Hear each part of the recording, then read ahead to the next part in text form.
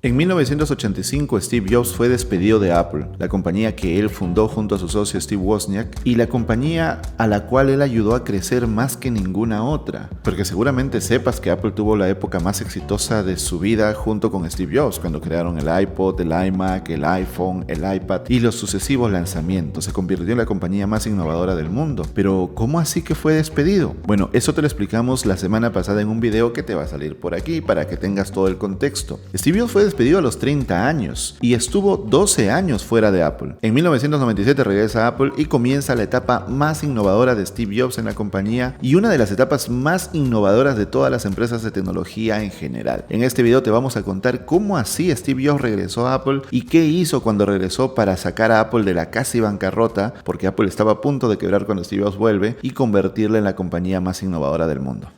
Pero antes de continuar, recuerda que falta poquito para el inicio de la Semana de la Tecnología en EDEteam. Una semana para demostrarte que la tecnología es para todos. No solo para los genios de las computadoras, sino para papá, mamá, la novia, el novio, el sobrino, el hijo, el nieto, el vecino. Todos deben dominar la tecnología. Hay muchas áreas en la tecnología que todos podemos dominar. La tecnología domina el mundo y si tú no la dominas vas a caer en desventaja económica, laboral y de oportunidades. Por eso debes dominar la tecnología y EDEteam es tecnología para todos. Durante una semana que comienza el martes 29 de marzo vas a tener nuestros mejores cursos gratis, vas a tener regalos para que sigas estudiando y también descuentos increíbles para que domines la tecnología con EDEteam. Ve a ede.team y regístrate ya mismo para no perderte la Semana de la Tecnología.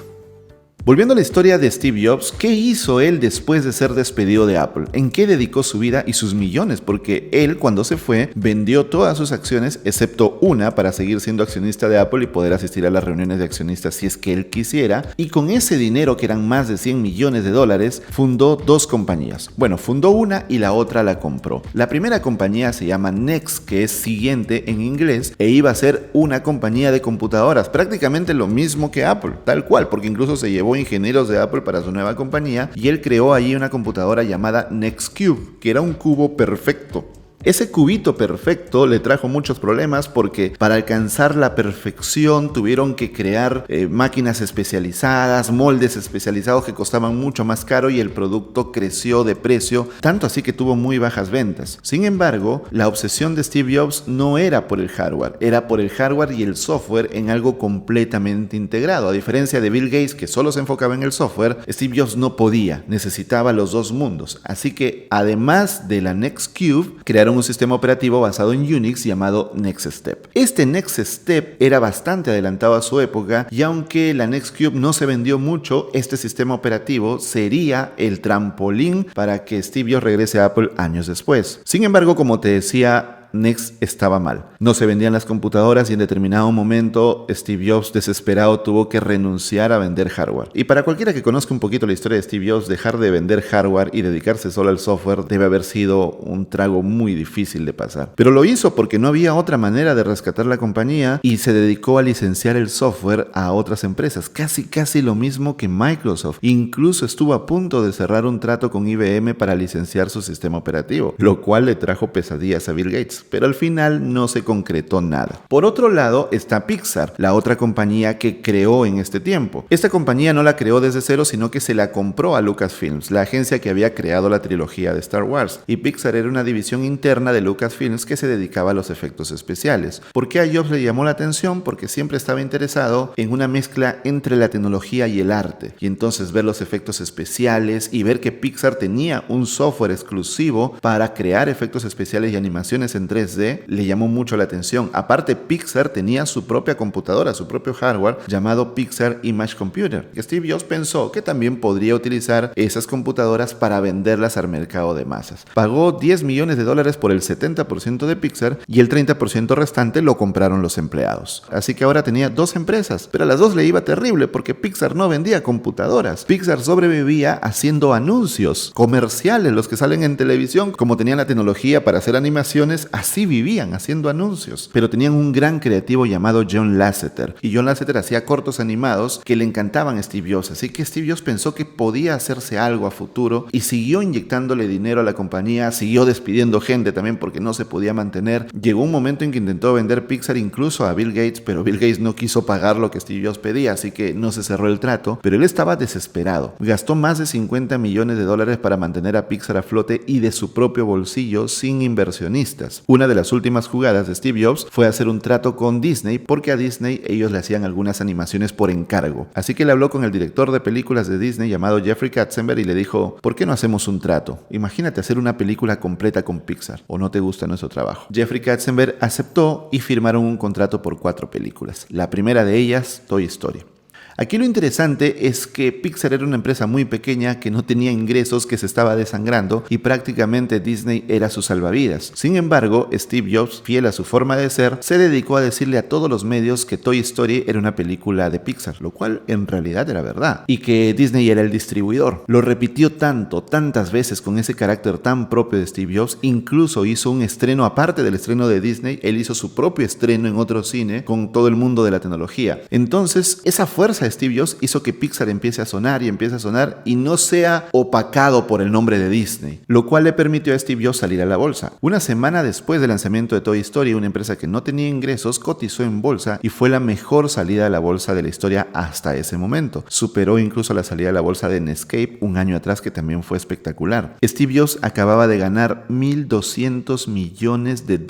Recuerda que cuando salió de Apple se fue con 100 millones y ya se le habían acabado. Ahora tenía 1.200 10 años después. Las vueltas que da la vida. Estamos en 1995 y ¿qué había sido de Apple en ese tiempo sin Steve Jobs? ¿Había mejorado? ¿Había empeorado? ¿Seguía igual o qué tal? En realidad estaba al borde de la quiebra. Le iba terriblemente mal después de que salió Steve Jobs. Dicho y hecho, aunque Steve Jobs era una persona temperamental, que peleaba con todo el mundo y que tenía momentos explosivos, también era una persona muy apasionada por los productos. Luego de la salida de Steve Jobs, los productos se volvieron aburridos, monótonos, iguales, se sacaban un montón de versiones. ¿Has visto alguna vez computadoras, digamos, HP o Lenovo o la marca que tú quieras, que son idénticas, pero solamente cambia el último número o letra de la serie con alguna pequeña variación, que un procesador un poquito distinto, que el teclado un poquito diferente, que la pantalla, que la batería, pero en esencia son las mismas y terminan sacando un montón de variaciones de un mismo modelo? Eso estaba pasando con Apple. Apple se puso a hacer incluso impresoras. Se había convertido en una empresa de saco y corbata, aburrida, donde las decisiones se tomaban simplemente por una hoja de Excel en lugar de por productos innovadores. Había perdido la pasión de los tiempos de Steve Jobs. Así que para 1995 ya había salido John Sculley, el CEO que sacó a Steve Jobs de Apple. Lo habían cambiado por un CEO llamado Michael Splinder, al que tampoco le fue bien y se dedicó más a buscar comprador para Apple, como quien dice, a deshacerse de la empresa, que a hacerla crecer. Luego lo cambiaron por Gil Amelio, que también fue muy mal CEO, pero él hizo algo grandioso por la compañía. Trajo de vuelta a Steve Jobs, aunque ni se dio cuenta de lo que acababa de hacer. Y es que en ese tiempo Apple tenía un sistema operativo llamado Copland y pensaron que ese sistema operativo iba a ser la salvación de la compañía, que, repito, se estaba desangrando. Sin embargo, Gil Amelio tuvo la capacidad de darse cuenta que ese sistema operativo no era lo que se pensaba, que era lento y que iba a tardar en desarrollarse, así que pensó que la mejor opción era comprar un sistema operativo. Lo mismo que hizo IBM en 1982 con Bill Gates, ¿te acuerdas? A diferencia de que Bill Gates tuvo la astucia de no venderles el sistema operativo, sino simplemente licenciarlo y poder seguirlo licenciando a otras empresas. En este caso era similar, no tenían el tiempo para desarrollar un sistema operativo, así que pensaban comprar uno a una empresa que ya lo tenga, y una de ellas era Next. Aunque también había otra opción llamada V, de Jean-Louis Gasset, que había trabajado con Apple en los tiempos de Steve Jobs, en los 80. Pero como debes imaginarte, en las presentaciones de negocios, Steve Jobs enamoró a todo el consejo con las funciones de Next Step, su sistema operativo, les explicó cómo funcionaba, que estaba adelantado a su tiempo y que sería la mejor compra para Apple, además de todo el talento que había en la empresa, porque tú sabes que cuando una empresa compra otra, pues no compra solo los activos, sino también todo el equipo pasa a ser parte de la compañía compradora. Así que en 1997 el consejo aprobó comprar Next para comprar su sistema operativo. O sea, no es que Jobs haya dicho ya volví pateando la puerta y se haya metido. Compraron la empresa para comprar el sistema operativo y eso trajo a Jobs de vuelta a la compañía, que aunque no era CEO se empezó a comportar como tal porque puso a su gente en cargos directivos y la gente empezaba a murmurar que los días de Gil Amelio estaban condenados. condenados porque no había forma de que él se resista a la fuerza de Steve Jobs. Dicho y hecho, porque en la Macworld de inicios del 97, Gil Amelio dio un discurso pésimo, enredado, improvisado, aburrido, esos clásicos discursos de empresa que nadie quiere escuchar, y luego de terminar él, entró Steve Jobs al escenario, la gente se puso de pie, aplaudió por más de un minuto como si hubiera entrado una estrella de rock. Imagínense, estaban emocionados, y Steve Jobs también enamoró a la gente con su discurso, con sus palabras, con su energía. La gente estaba muy emocionada. Luego volvió a hablar Gil Amelio y la gente estaba como, ay Dios, ¿no? Realmente no tenía la imagen de líder y la gente se dio cuenta que sus días en Apple estaban contados. Poco tiempo después el consejo estaba intentando vender a Apple porque dicen que le quedaban 90 días de vida a la empresa antes de irse a la bancarrota. Pero sus asesores financieros le dijeron al consejo que no había comprador para una empresa con tan poca cuota de mercado y que estaba perdiendo dinero. ¿Puedes creerlo? Apple al borde de la quiebra. ¿Te imaginas haber comprado acciones por menos de $10 en ese tiempo de Apple? Serías multimillonario hoy en día. Pero pues nadie tiene una bola de cristal para ver el futuro. La cosa es que no pudieron vender a la empresa, así que decidieron sacar a Gil Amelio y poner a Steve Jobs como nuevo CEO. Steve Jobs se negó porque era CEO de Pixar y él dice que no sabía si era legal ser CEO de dos empresas, pero dijo, bueno, voy a aceptar el cargo en funciones, es decir, no voy a tener el cargo de CEO, pero en funciones es como si lo fuera. Y una de las primeras cosas que hizo Steve Jobs fue despedir al consejo directivo porque el consejo directivo le ponía trabas a las cosas que él quería hacer. Él ya había vivido esta experiencia en los primeros días de Apple y en estos 12 años fuera de Apple había aprendido muchísimo. Había fracasado con Pixar, había fracasado con Next. Ojo, al final se volvieron en triunfos las dos empresas, ¿no? Pero por varios años estuvieron desangrando tanto Pixar como Next. Así que la moraleja aquí, como él dijo en su discurso en Stanford, es que aunque en ese momento no lo entiendas, sigue a tus instintos porque en algún momento en el futuro los puntos se van a unir. Y las dos empresas, Next y Pixar, al final fueron un éxito. Entonces en estos años él había aprendido mucho. Ya no era el muchacho de 30 años, seguía siendo temperamental, no tanto como en aquellos tiempos, pero ya era más estratega y más líder. Para agosto de ese año 1997, en la Macworld de Boston, Steve Jobs apareció por primera vez como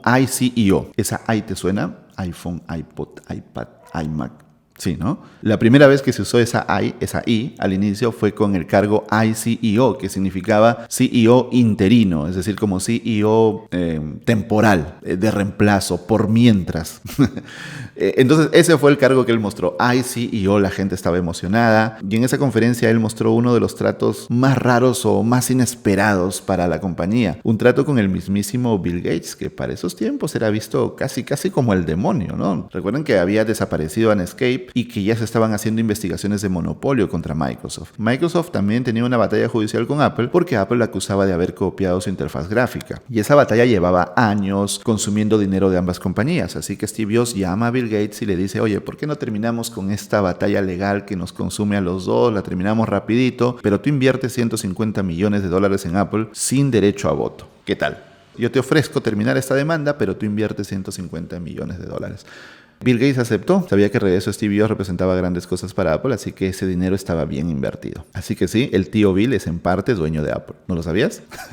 Y ese año él pone al tío Bill en pantalla gigante en el proyector diciéndoles que se han aliado con Microsoft para la nueva época de Apple. La gente no lo podía creer, era una referencia clarísima al video de 1984, ¿no? Bill Gates parecía el gran hermano. En ese momento Steve Jobs no se dio cuenta, pero años después reconoció que fue una estupidez haberlo mostrado así. Además, dijo que Internet Explorer iba a ser el navegador predeterminado en las computadoras de Apple, hasta 2003 cuando Apple lanzó su propio navegador Safari. Para ese entonces las acciones de la empresa habían subido al doble de su valor y la compañía había ganado más de $800 millones en un solo día con ese anuncio. Así que la empresa ya tenía un nuevo CEO, ya tenía dinero en el banco para poder funcionar y lo siguiente era ¿qué vamos a hacer con ese dinero? Así que Steve Jobs lo primero que hizo fue desaparecer todos los productos. Desapareció las impresoras, hay leyendas negras de Steve Jobs tirando las impresoras a la basura, pero pues que son un poco exageradas, ¿no? Pero sí se deshizo de las impresoras, se deshizo del Newton, se deshizo de todas las variaciones de los productos y en una reunión hizo su famosísimo cuadrante. Trazó dos líneas en cruz y en un eje puso tipo de usuario, profesional y usuario final. Y en el otro eje puso portátil o escritorio. Y dijo, esto es lo que vamos a hacer. Una computadora portátil para el usuario profesional y el usuario final y una computadora de escritorio para el usuario final y el usuario profesional. Ya está, solo 4 4 computadoras, nada de estar haciendo cientos de productos diferentes. El equipo estaba sorprendido, pero ese enfoque brutal de Steve Jobs que lo mantuvo hasta el día de su muerte fue en parte lo que hizo que Apple crezca tantísimo. Enfocarse en muy pocas cosas, dedicarle todo el esfuerzo de la compañía a muy pocos productos, pero completamente revolucionarios.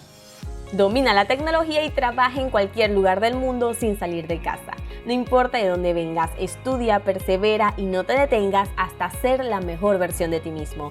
En EDTeam acompañamos a miles de personas en su crecimiento personal y profesional. Entra en ed.team/cursos y tú puedes ser el próximo.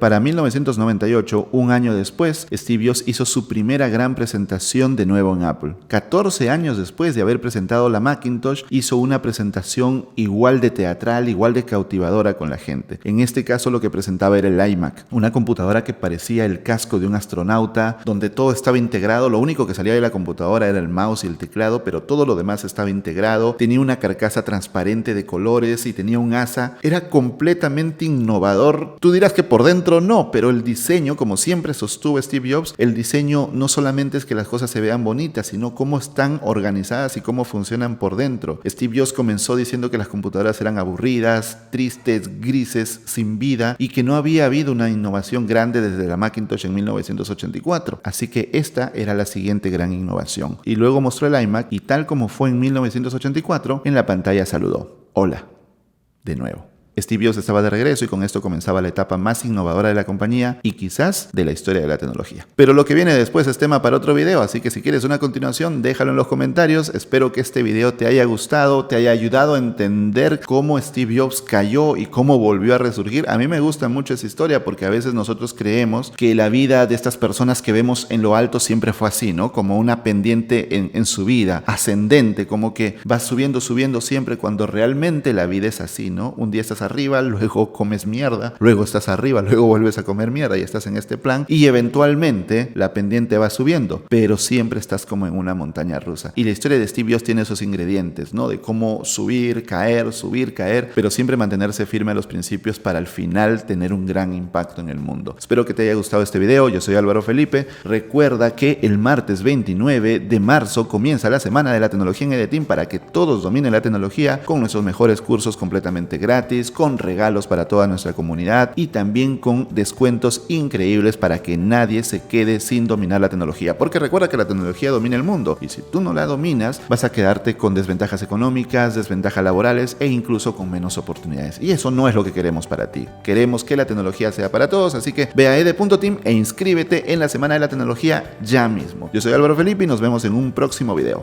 Chao. EDTeam es tecnología para todos. Comienza a estudiar gratis en ed.team y no te detengas.